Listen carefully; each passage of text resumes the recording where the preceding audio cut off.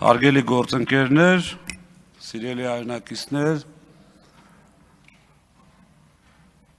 շատ լավ հնարավորություն է արդեն 1 տարի, 1 ամիս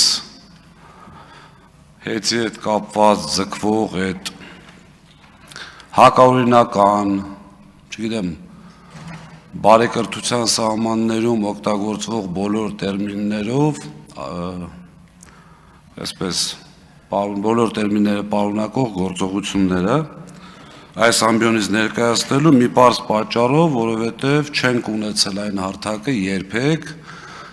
ամենայն դեպս ես այս ամեն ինչը ներկայացնելու համար։ Նախապատմությունը հետևյալն է, 2015 թվականին հիշում եք երևի, որ հեծը կառավարվում էր ոչ Կարապետյանների կողմից, ոչ պարոն Կարապետյանի կողմից, նախորդ սեփականատերը դիմեց հանրային ծառայությունների կարգավորող հանձնաժողով 17.08 դրամ թանկացնելու համար։ Ես այդքան միամիտ չեմ, որ հավատամ, որ այս իշխանությունը 8 տարվա ընթացքում երբևէ որևէ մեկը չի զեկուցել հեծի վիճակի մասին։ Եթե անտեղյակ եք, դա ինձ թվում է ավելի մեծ խնդիր է, քան տեղյակ եք ու չեք ցույց տալիս։ Որովհետև հեծը ռազմավարական նշանակություն ունեցող ընկերություն է, բնականաբար պետք է տեղյակ լինեիք գոնե հատուկ ծառայությունների միջոցով։ Ինչ է կատարվել։ 17.08 դրամ բարձրացնելու ժամանակ ձեզնից շատերն էլ, եթե չեմ սխալվում, գեներացրեցիք Էլեկտրիկ Երևան շարժումը։ Էլեկտրիկ Երևանի ճնշման ներքո նախորդ իշխանությունները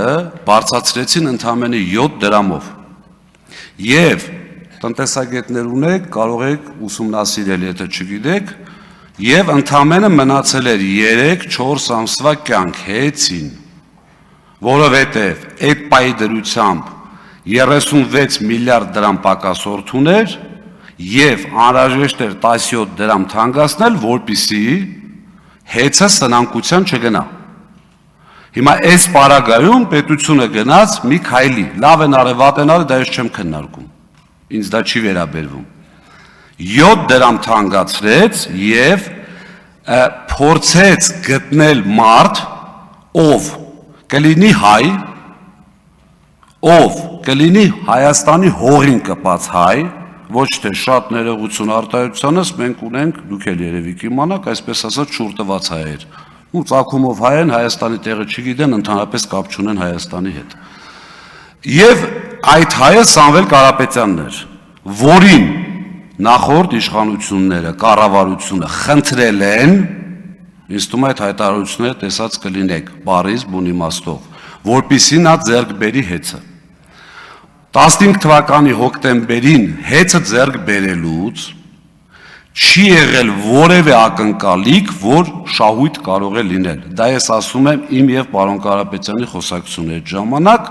երբ որ ինձ առաջարկվում էր 15 թվականին Երևան քաղաքի տնօրենի պաշտոնը։ Եղել է հետեւյալ խոսակցությունը. հնարավոր է արդյոք 0-0 կանգնել, բայց այս ամեն ինչով հանդերձ պարոն Կարապետյանը հայտարարել է, որ չեմ թանկացնելու հոսանքը, որպեսզի պատկերացնեք շատ կարճ։ Եթե հոսանքը թանկանում է, պետք է տեսնել ով է թանկացնում։ Իշխանության մեջ կան մանիպուլատիվ մարդիկ, որոնք մանիպուլյացիոն հայտարարություններ են անում եւ գցում դաշտ, որ հոսանքի որևէ թանկացում կատարվում է հեծի կողմից։ Այդպիսի բան չի եղել 10 տարվա ընթացքում 0 դրամ է հեծի նախաձեռնությամբ թանկացվել։ Թանկացնողը պետական իբրև թե անկախ մարմին է, հիմա կհիմնավորեմ, եւ այնտեղ առաջարկներ են ներկայացնում կամ հանձնաժողով իր նախաձեռնությամբ թանկացնում է հոսանքը։ Հեծը երբևէ չի դիմել, որպեսզի հոսանքը թանկացվի։ Դրանից հետո մենք բազմաթիվ ճարակ ասեմ ժամանակը հերիքի, դրանից հետո բազմաթիվ համակարգեր ենք ներդնում, ասկոյի համակարգ, այդ թվայնացված, որպեսզի ամբողջ ինֆորմացիան միանգամից առանց տեսուչի ներգործության քաշվի, մոտավորապես $700 միլիոն ներդրումներ են կատարվում, որից հետո այսպես գալիս ենք հասնում ենք 2025 թվականին պարոն Կարապետյանի հայտարարությունը։ Ինչ եմ ասում 25 թվականի պարոն Կարապետյանի հայտարարությունը, որտեղ այստեղ խոսվեց 24 թվականին լսումներ են եղել, 24 թվականին լսումներ եղել ձեր կողմից ընտրված, ձեր ամենայն դեպս փաստացի կոնտրոլի տակ գտնվող հանրային ծառայությունների կարգավորող հանձնաժողովի նախագահ պատասխանել է ձեր հարցերին։ Հեցի ներկայացուցիչ ինչի չեք կանչել, այդ դուք գիտեք, դուք էլ ընդունեցիք, որ չեք կանչել։ Դրա համար ես բերում եմ 25 թվական Կարապետյանի հայտարարությունը իր պաշտպանությունը եկեղեցու, որից հետո այս դահլիճում կոլեգիալ մարմինի ոչնչացումով հանրային ծառայությունների կարգավորող հանձնաժողովը կոլեգիալ մարմին է, յուրաքանչյուր որոշում ընդունում է կոլեգիալ։ Դուք բերեցիք այստեղ իմջալոս ԿՊ խմբակցության նախաձեռնությամբ, այդ դուք մտածեք ինչի կառավարությունը այդ նախաձեռնությամբ հանդես չեկա, որտեղ պատմությունը դա գնահատելու է, միգուցե քրեիրավական գնահատական կտրվի տեղ ապագայում։ Եվ ԿՊ-ն օրենսդրական նախաձեռնությամբ հանդես եկավ, որ կոլեգիալ մարմնի ղեկավարին, հարգելի սիրելի հայրենակիցներ, խնդրում եմ այստեղ ուշադրություն, տալ առանձին լիազորություն տկենի նամակի հիման վրա, այնտեղ եթե չեմ սխալվում 3-4 կետ է տալիս, այսպես թույլից միջև ուժեղ, ընդհանուր կառավարիչ նշանակել։ Միանձնյա նշանակել կառավարիչ, եւ բնականաբար այդպես է պետք է լիներ, տկենը նամակը գրեց 9 կետով, հետո հանրային ծառայությունների կարգավորող հանձնաժողով լիցենզիայի զրկման ժամանակ այդ 9 կետից չեմ հիշում, եթե եկած լինի 1-2 կետ եկած լինի, բալանցածը դուրս եկավ եւ ընտրվեց ամենա, այսպես ասած, ես ռուսերեն ասեմ, ինչ ուզում եք, ում հետ ուզում եք կապեք, դա ձեր խնդիրն է, սա կոչվում է ռեյդերսկի զախվատ։ Որովհետև վերցրեցին մարդու սեփականության վրա բերեցին, օրենքը փոխեցին, մեծամասնություն իրենց տակ կառավարիչը նշանակեցին, բերեցին իշխող կուսակցության վարչության անդամ նշանակեցին այդտեղ կառավարիչ ու ասեցին, որ դու պետք է ենթարկվես ԿՊ հասարակ անդամի, որը այդ անդամակցությունը դադարեցրել է, որ դառնաք հանձնաժողովի նախագահ, որը հնարավոր չէ, դուք էլ լավ գիտեք։ Եվ այդտեղ այնուհետև եկավ նոյեմբեր ամիսը, լիցենզիայի զրկումը, այնտեղ օրեր է տևել, շատ կարճ էին ուզում ավարտեն, հետո էլ հայտարարում են երկար քննարկեցինք, եթե ուշադիր եղած ելնեք կամ ձեզ հետաքրքիր եղած ելնի, ամենայն դեպս մեր հայրենակիցներից շատերից ես ստացել եմ այդ ինֆորմացիան, որ բավականին ուշադիր նայել են եւ այդ հայտարարությունը պատկերացնում էին։ Որոշումը պատրաստ դրած, ես այնտեղ հայտարարել եմ, գոնե գնայիք խորհրդակցեիք։ Նիստը վերջացավ թե չէ, միանգամից քվեարկեցին։ Որևէ այսպես նորմալ բան չասվեց, որից հետո լիցենզիայից զրկեցին, մենք գնացինք վարչական դատարան, արբիտրաժ եւ այլն, Հայաստանի Հանրապետությունը չկատարեց արբիտրաժի որոշումը, որը շատ տրամաբանական էր, այսինքն Հայաստանի Հանրապետությունը խնդրեց, եկավ միացավ ինչ որ մի հռչակագրի, ինչ որ մի արբիտրաժի եւ նրա որոշումը չկայացրեց, ստատուս քվո պայելու հետ կապված, այսինքն նրանք ինչ էին ասում, ես գործ եմ քննում, սպասեք գործը քննեմ, կարող է հետո իմ որոշումը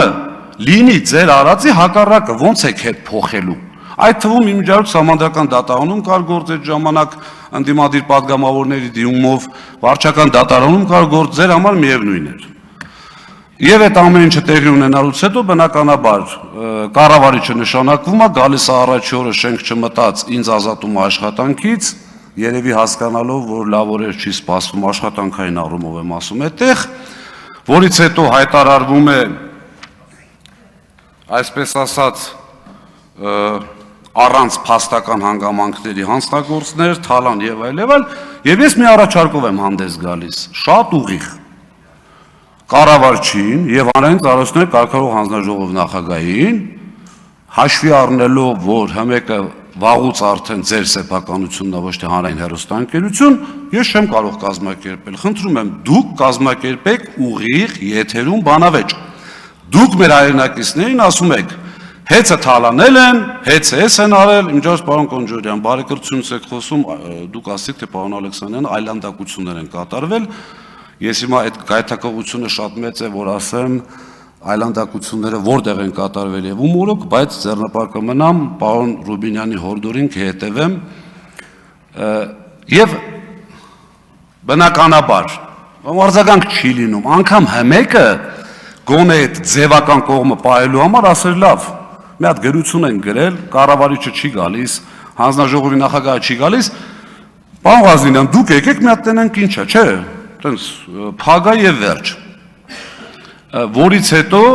հայտարարվում են բազմաթիվ քրեական գործեր, մենք տեսել ենք, չէ, այստեղ էս ճակերտների մեջ terrorizmi հետ կապված գործերը Բագրատ Սրբազանի հետ կապված մի քանի ամսում արագ գնացին դատարան, բայց ինչ որ հավելագրումների հետ կապված թեմաներ էս մի տարիա քննվում, հələ չգիտենք ինչ։ Այսինքն շատ պարզ էր, որ այստեղ ընդհանրապես պետք էր փորձել կամ ձեր կարծիքով հաջողել, որը իմ կարծիքով չի ստացվել նաև մեր հասարակության, ես մի հարց տամ էլի, մենք կարող ենք խմբակցության անունից հիմա գումարել։ Որովհետև Դուք հիմա խոսեք, եթե հիմա խմբակցության ղեկավարն ինձ ասի, որ գրություն կուղարկեն, շատ լավ խմբակցության անունից շարունակեք։ Բայց կզրկվեք վերջում խմբակցության անունից ելույթից, դա իմաց շարունակեք։ Եվ դրանից հետո արդեն կատարվում է այն ինչի դեմ դուք պայքարել եք։ Առաջին հերթին դուք, ինչպես նաև մեր ժողովրդի մի ստվար զանգված։ Սկսեցին ազատվել աշխատակիցները ըստ ցուցակների, բառից բուն իմաստով, ով կապ ունի Կարապետյանների հետ, ում ընդհանրապես Ղազինյանը ճանաչելով, չճանաչելով բերել գործի, պատասխանը շատ պարզ էր, մեր հետս թե չէ, ուղիղ, այնքան ուղիղ, իմիջիայլոց ձեզ ասեմ, որ ունեմ ինֆորմացիա եւ այդտեղից դուրս եկող մարդիկ են ասել, բնականաբար ոչ մեկ այսօր չի գալու ստեղից ասի, հայտնվի այնտեղ, որտեղից ես եմ դուրս եկել շատ արագ, որ կառավարչի սեղանի վրա դրված են եղել մարդկանց, այսպես ասած, պատմությունները, ոնց է կոչվում այդ, անձնական գործերը, ԱԱՑ-ի այդ բանով, թղթի վրա։ Հիմա բնականաբար այդ ամբողջ ինֆորմացիան ունենալով հանդերձ ու եղել են մարդիկ մեր ուրախություն մեզ, որ դավաճանությունները այդ առումով շատ քիչ են, այո, եղել են մարդիկ, որոնք համաձայնվել են այդ պայմաններին, մնացել են ճիշտ է, դետակից SMS են գրում, դեկաներեք եւ այլն, բայց աստված իրանց հետ ամեն մեկ իր հացի հարցն է լուծում։ Ուրեմն դրանից հետո բազմաթիվ առաջարկներ, եղբայր, եկեք, ընդունում հանձնում անենք։ Դուք 6800 աշխատակից ունեցող, մինչև $1 միլիարդ ընկերություն, արժեք ունեցող ընկերություն եք խլում։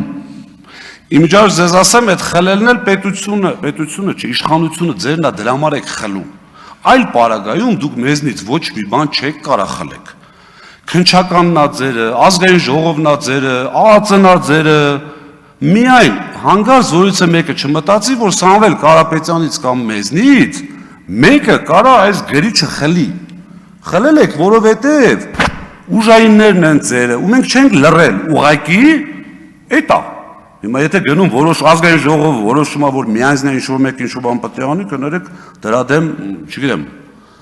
արդեն հակասահմանադրական ճանապարհներն են գալիս, որին ես դեմ եմ։ Ուրեմն ու սկսվում է այդտեղ հանձնաժողովի ոչնչացման գործընթացը։ Իմիջիայլոց ձեզ ասեմ, հանրային ծառայությունների կարգավորող հանձնաժողովը ունի բազմաթիվ գործառույթներ կարգավորվող ընկերությունների նկատմամբ։ Դրանք են մոնիտորինգներ, վարույթներ, ընդհանուր միջև լիցենզիա զրկում, բայց կոլեգիալ, այսինքն կոլեգիալ պետք է զրկեն, ձեզ ասեմ, որ ձեր կողմից կառավարվող փաստացի հանձնաժողովի ու համարյա բոլոր անդամները բացի ընդդիմադիր անդամից աշխատում են շատ վաղուց։ Ձեր կողմից նշանակված նախագահը, ինչ եմ ասում նշանակված ոչ թե ընտրված, որտեղ նա նշանակված է։ Ձեր կողմից նշանակված նախագահը 20 թվականի, եթե չեմ սխալվում, պատերազմի ընթացքում էլի եղել հանրային ծառայությունների կարգավորող հանձնաժողովի անդամ։ Մենք էլի շփվել ենք իրար հետ։ Երբևէ որևէ անդամ չի այսպիսի մտահոգություններ արտահայտել։ Երբևէ, ասեմ ձեզ ավելին, ապրիլ ամսին իր աշխատասենյակում Մեսրոպին ուղիղ հարց եմ տվել։ Իհարկե աշխատանքային անձնական խոսակցությունը երբեք չեմ բացի, այդտեղ ավելի վատ բաներ կա, բայց չեմ անի երբեք։ Դա իմ համար կարմիր գիծ է։ Ասում եմ Մեսրոպյան, հեծը ինչ վիճակում է գտնվում, ուղիղ տղամարդու պես աչքերին նայելով, կրիտիկական է վիճակը։ Չէ, պարոն Ղազինյան, ինչ եք ասում, ինչ կրիտիկական։ Ասում եմ, բա ինչ ես ուզում, ասում եմ, խնդրում եմ իրար հետ աշխատենք։ Պարոն Կարապետյանին էլ եմ ասել, ասում եմ, ի՞նչ է պատասխանը պարոն Կարապետյան, ասում ասել է սիրով։ Ասում եմ, ես էլ եմ ասում, 20 թվին չենք աշխատել, այդ եկար դարար նախագահ բան փոխվեց, սենց կիսկես կատակ։ Ու մի հետաքրքիր բան էլ ասեմ, սա ինքնագովեշ չընդունեք, ես երկար տարիներ ղեկավարել եմ իրացման ոլորտը, իրացման տնօրինությունը, որը այս ձեր ասած կիլովատի առուք ու վաճառք, հավելագրում եւ այլ, սենց մի քիչ տենց քմծի ծաղով երևի թե հաճելի կլներ լսել իմ համար, ընդունում եմ դա, ասի Մեսրոպյան իրացման հետ կապված ինչ ասեր, ասեց իդեալականին մոտ։ Սա ասել է ձեր հանձնաժողովի նախագահ ուղիղ դեմքին ասում եմ, եթե փորձի ժխտի, այլ մանրամասնություններ կարող եմ ասել, որը չի կարող ժխտել։ Այսինքն իմ ասած իմաստը որն է, որ Կարապետյանի եկեղեցուն պաշտպանելուց հետո է սկսես գործընթացը։ Միանշանակ դուք էլ լավ գիտեք, ունեք փող վարչապետ, որը եղել է Արջին բանկի, եթե չեմ սխալվում, կառավարիչ։ Այն ժամանակ հեծ ունեցել Արջին բանկում վարկ։ Ունեք ԱԱԾ, որը որ օնլայն ռեժիմով ձեզ զեկուցում է ամեն ինչ։ Դոստուկները տված է բոլորին, որը որ չէր կարելի։ ԱԱԾ-ն, եթե չի զեկուցել, որ հեծ ինչ վիճակում է եղել կամ, եկեք մի այսպիսի հանգամանք, էլի, դուք կառավարող ուժ եք, դուք իշխանություն եք։ Եթե ձեր իշխանության գալուց հետո 7 տարի հեծը կարողացել է մասսայական հավելագրումներ անի, հեծը կարողացել է կիլովատի արքու վաճառք անի եւ ձեր ասած թալանն անի, ու շատ ներողություն, խիստ անհրաժեշտություն է դառնում իշխանության փոփոխությունը։ Իմիջիայլոց այստեղ տարածքներից մարդիկ կան, որոնք համոզված են բազմաթիվ անգամ շփվել են հեծի հետ եւ տեսել են մեր աշխատանքի որակը։ Եվ մի շատ կարեւոր հանգամանք, չեմ ուզում այստեղ շատ երկարացնեմ, բայց բազմաթիվ անգամ մամուլով էլ եւ շատ տեղերով էլ քննարկվել է այն թեման, թե ես ինչ մեթոդներով եմ աշխատում ուղիղ հավելագրման դեմ։ Սա շատ չբարձրաձայնեմ, կուսումնասիրեք, համոզված եմ նաև շատերը գիտեք։ Հիմա դրանից հետո գալիս արդեն այդ հանձնաժողով իմիջիայլոց ձեզ ասեմ, որ տեխնիկական աուդիտի հնարավորություն ունի, ինքը ընտրում աուդիտորին եւ բերում տեխնիկական աուդիտ են անում։ Պետական հանրային ծառայության կարգավորող հանձնաժողովը մինչև 23 թվականն ներառյալ արել է տեխնիկական աուդիտ։ Գումարած դրան հեծը ֆինանսական աուդիտ է արել, ամեն տարի KPMG-ն է արել այդ ֆինանսական աուդիտ։ Այսինքն ձեր տրամաբանությամբ դուրս է գալիս, որ KPMG կլինի, հանձնաժողով կլինի, մյուս ով ուզում ալինի, չէ, իրանք բոլորը սխալ են, դուք ճիշտ, որի վրա ես խիստ կասկածում եմ։ Ուրեմն ասում ենք լավ, Սամվել Կարապետյանը այդ ժամանակ փաստաբանների միջոցով, պարոն Վարդևանյանի միջոցով ինձ փոխանցեց, ասեց Դավիթ, մի անգամ ասել եմ, կարող մոռացել են, ասա որ 10 տարի չեմ թանկացրել, 10 տարի չեմ թանկացնելու։ Հիմա եթե ինչ-որ մեկին կհետաքրի ոնց չի թանկացնելու, սեփական փողի հաշվին։ Ասենք ստեղ չեմ ուզում կոպիտ բառ օգտագործեմ, կարծում եմ դուք էլ տենց չեք մտածի, հիմարություն կլինի մտածելը, որ մի քանի միլիարդ դոլար ունեցող մարդուն ասեն, բա ոնց չես թանկացնելու, շատ բարձ։ Կարիք եղավ, ինչը որ եղել է 10 տարվա ընթացքում, իր գրպանից փողը գտնի չի թանկացնի։ Այդ հայտարարությունից հետո, որ մենք ասում ենք սիրելի հայրենակիցներ, Սամվել Կարապետյանը հայտարարում է 15-ից 25 չեմ թանկացրել, չնայած առիթներ եղել են, պրիտոմ են 10 դրամը չենք մոռանում ռուսների, ռուսական ընկերության, որը 17 դի թանկացներ, 7 թանկացավ։ Եվս 10 տարի չեմ թանկացնում։ Հանձնաժողովի նախագահին ուղիղ հարց ենք տալ, ասում ենք եղբայր, 2 տարվա գարանտիա տուր, 2 տարի ընդամենը, ասա 2 տարի չեմ թանկացնելու, չի կարողանում ասել։ Եվ որից հետո արդեն բնականաբար սկսում է այդ գործընթացը, գնում ենք դատարան։ Գնում ենք դատարան, դատարանում այսպես գիշերային նիստերով, բաներով միջև վերջին նիստը, եթե չեմ սխալվում, միջև գիշերը 5-ը տևեց, առավոտյան 5 ավելի շուտ։ Գիտեք հանձնաժողովի ինչա բերել այնտեղ, որպես ապացույց։ Մեր ժամանակվա կատարված աշխատանքներ, այսինքն հեծը Սամվել Կարապետյանի գլխավորությամբ ունի գործառույթներ, որը կատարում է։ Ապրիլ-մայիս ամիսներին ստուգվել է Հայաստանի Հանրապետության ամբողջ բյուջեից ծնվող կազմակերպությունների հաշվիչները, որի արդյունքում եղել է 22 խիստ նկատողություն եւ 9 ազատում աշխատանքից։ Ասում եմ ապրիլ-մայիս, իմիջիայլոց էս հանձնաժողովը բերել էր դատարան, ասում ենք ժողովուրդ, էս խեք բերեսի մերն է։ Ասում եմ բերել ենք որ տենակ էդի կա։ Ասում ենք մենք չենք շղթում որ դա կա։ Բայց մեր կատարած աշխատանքին չեք բերել։ Բերել են Սևան քաղաքում 130 խախտում։ Բացում ենք, դե ապացույցների ուսումնասիրությամբ հետազոտման փուլն է, դատարան ասում է խախտումներ ասեք, բացում են չկա, պարզվում է 130 հաշվիչ ստուգվել է, որից 3-ը ընդամենը ունի խախտում։ Բացում ենք անհատական այդ 3-ը նայենք, պարզվում է 3-ից 2-ի խախտումները կատարվել են օգոստոսին, Թեղազինյան Դավիթը պուլտով էր այդ անջատումներն անում, թե այդ խախտումներ անում, այդ արդեն չկարողացան ապացուցել։ Բերել են իրանց ժամանակվա կատարված խախտումները։ Եվ հաշվի առնելով, որ ժամանակը շատ քիչ է, վարչական դատարանը ուղիղ հայտարարել է, այսպես չցիտեմ, հեռախոսի մեջ է բառացի, ընդունում հանձնում չկատարելը, որը մեր կողմից էր նշվել, շատ մեծ սխալ է համարվել, որի արդյունքում դատարանը հիմնավորված եւ ապացուցված չի համարում համակարգված հավելագրումներ։ Եվ մի փաստել այնտեղ խոսք գնաց հարկերի մասին, ուրեմն 18 թվականին 9-րդ տեղն ենք եղել, 19 թվականին 11-րդ տեղն ենք եղել, 20 թվականին 13-րդ տեղն ենք եղել, 21 թվականին 15-րդ տեղն ենք եղել, 22 թվականին 13-րդ տեղն ենք եղել, 2023-ին 22-րդ տեղն ենք եղել։ Որևէ ինչ։ Այո, ձեր մոտ կա, պեկից ուզեք տեսեք 1080 տասվայրկյան։ Եվ Սամվել Կարապետյանին մեղադրել որևէ ձևով, որևէ հարկ կամ տուրք չմուծելու մեջ, ժողովուրդ, առնվազն բարոյական չի։ Ինչ վերաբերում է իմ չհասցրած հատվածին, արդեն պետք է ավարտեք, բայց 20 րոպե խոսեցիք։ Մի վայրկյան։ Ինչ վերաբերում է մնացածին ինչ որ չհասցրեցի, ես պատրաստակամություն եմ հայտնում յուրաքանչյուրիդ հետ, ԿՊ խմբակցության 64 պատգամավորի յուրաքանչյուրի, այդ թվում նաև կառավարության անդամ, ով ուզում ալնի բանավիճելու այս թեմայով։